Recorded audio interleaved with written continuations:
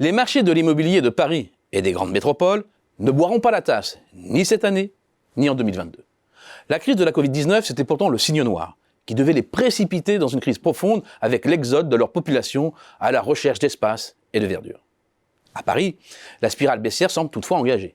La forte chute des transactions en 2020, moins 16% par rapport à 2019, a fini par se propager aux prix qui, après s'être modérés au fil du temps, ont fini par lâcher, début 2021, en recul de 0,9% sur le trimestre.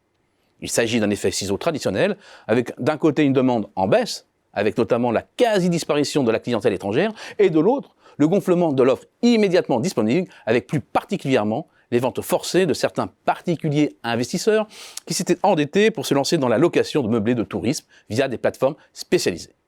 Mais ce sont deux facteurs ponctuels. Surtout, les transactions se sont de nouveau animées pour se rapprocher au premier trimestre 2021 à 4% seulement de leur niveau du début 2020. Et en prenant du recul, les ventes sur les 3 premiers mois de 2021 sont désormais proches de leur moyenne calculée sur les 10 dernières années. Quant aux avant-contrats, ils indiquent déjà une légère augmentation des prix de vente pour le deuxième trimestre. En petite couronne, l'immobilier ne connaît pas la crise. Là où la concentration de la population est pourtant particulièrement élevée, avec de nombreuses villes parmi les plus denses de France, la hausse des prix des appartements a atteint 7% l'année dernière pour la première fois depuis 9 ans. Et en outre, contrairement à Paris, les évolutions infra-annuelles, si elles sont chahuttées, restent positives.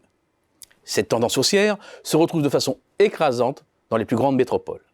Fin avril, dans 75% des villes de plus de 100 000 habitants, la hausse des prix signés des appartements anciens restait égale au moins à 5% sur un an, selon le groupe SeLoger. Hors Paris, les hausses dans le top 5 des plus grandes villes françaises s'étalent ainsi de 5,4% à Toulouse jusqu'à 12,4% à Nantes. En hausse de plus de 9% en moyenne, les prix à Lyon de 7 arrondissements sur 9 ont désormais dépassé la barre des 5 000 € le mètre carré. Si ces marchés ne se sont pas grippés, c'est qu'il y a avant tout un problème d'équilibre offre-demande. La pression des acheteurs sur les marchés en situation de pénurie a finalement été très peu entamée par la crise sanitaire et ses conséquences économiques. L'évolution globale des ventes en France en donne un aperçu. Malgré la fermeture des agences immobilières sur une partie de l'année et les restrictions sanitaires, le décrochage est resté très léger en 2020, moins 4% seulement, notamment comparé au choc encaissé en 2008-2009 où les mutations se sont effondrées de 27% en 2 ans. À 1 080 000 en cumul sur 12 mois fin mars dernier, les transactions se sont même hissées à un niveau record. Or, sur de nombreux territoires, l'immobilier souffre d'une crise d'offres et cette pénurie, peu de grandes villes peuvent prétendre y échapper. Au contraire, elle a eu même tendance à se renforcer avec la crise. Ainsi, à peine plus de 345 000 logements sont sortis de terre en 2020, quand les experts estiment qu'il en faudrait 500 000 pour répondre aux besoins de logement des Français. Bien entendu, l'arrêt des chantiers lors du premier confinement, l'apparition très rapidement ensuite de goulots de production empêchant tout rattrapage ont joué. Mais la tendance était déjà à la baisse. De surcroît, nombre de vendeurs jouent la montre et se retirent du marché quand les temps sont incertains, ce qui entretient et même aggrave la pénurie de logements. Viennent ensuite les conditions financières. Les banques ont en effet décidé d'encore améliorer les conditions d'octroi des crédits. Les taux sont bas et ne devraient augmenter que très lentement.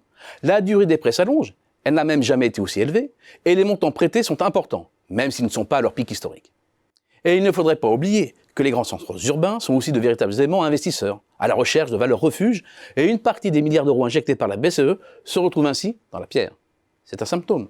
Le niveau d'apport personnel progresse rapidement, signe du transfert de la clientèle vers les ménages les plus aisés. Cela même à la recherche des meilleurs emplacements dans les grandes métropoles.